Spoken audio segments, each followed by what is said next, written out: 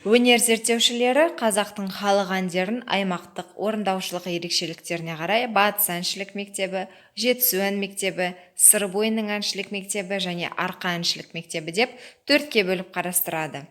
Оның ішінде Арқаның ән мектебі айрықша дамыған. Арқа еліміздің шығыс, орталық, солтүстік Қазақстан аймағын қамтитын кең байтақ өлке. Елбасының бастауымен дала фольклоры мен музыкасының 1000 жылы жобасы аясында Ақмола облыстық тарихи-өлкетану музейі Сарыарқаның музыкалық мұрасы атты сабақтар циклын бастайды.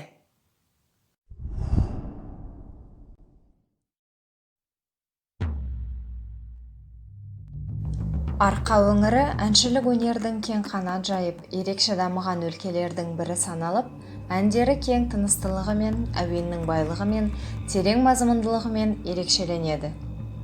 Дәл осы өңірде 19 ғасырдың екінші жартысында қазақтың халықтық кәсіби әншілерінің мектебі қалыптасты. Оның негізін қалаушы, әнші Біржан Сал Қожағұлұлы.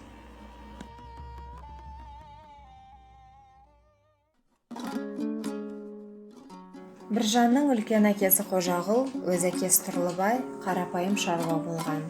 Біржан алғаш ауыл арасында ән салып өнер қуған. Бертін келе өз жанынан да ән шығара бастайды.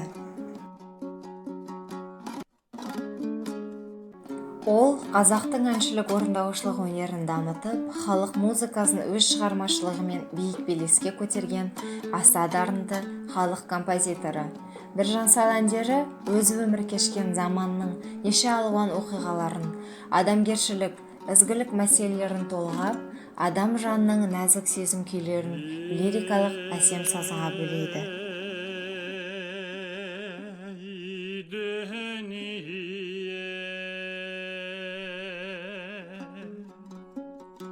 Біржанның алғашқы әндерінің бірі Біржан Сал әні. Мұнда жастық шақтың от жалыны да, салдық зерлік салты да, сұлулық атаулыға қызығуы да көрініс береді. Айтбай, Ақ тентек, Алтын балдақ, Бірлен, Ғашығым сияқты әндер Біржан Сал шығармашылығындағы шоқтығы биік, сыршыл шығармалар.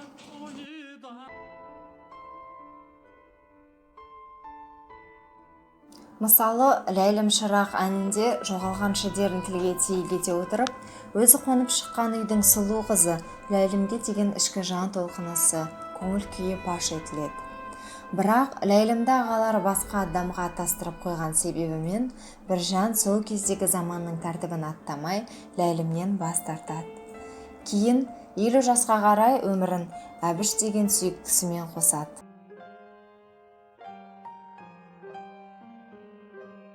1865 жылы Абаймен кездесуі Біржанның композиторлық, әншілік, ақындық өнерінің дами түсуіне үлкен әсер етеді. Біржан Сал қазақтың дәстүрлі әншілік өнерін, халық музыкасын жаңа белеске көтеріп, өз ән өлеңдерімен толықтырған ірі тұлға. Біржанды өз құлағымен тыңдаған Данышпан Абай, құлақтан кіріп бойдалар, әсем ән мен тәтті күй, көңілге түрлі ой салар, әнді сүйсең, менше сүй деген мәңгілікке жетерлік сөз қалдырған. Өмірінің соңғы кезінде ру арасындағы талас тартыстар, ағайын ішінің кикілжіңі Біржан Салдың жеке басына да қатты әсер еткен. Қиянатшылар тіпті оны жынданды деген лақап таратып, қол аяғын байлап тастауға дейін барады. Аталмыш оқиға Біржан Салдың өз ұлымен аталған Теміртас әнінде үлкен қасіретпен айтылады.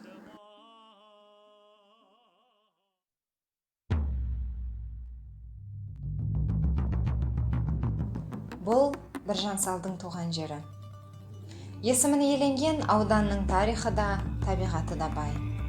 Бірнеше ғасыр бұрын болғандай, еркіндікті бейнелейтін жазық дала, биік тау, ну орман, өзен-көлге бай өлке.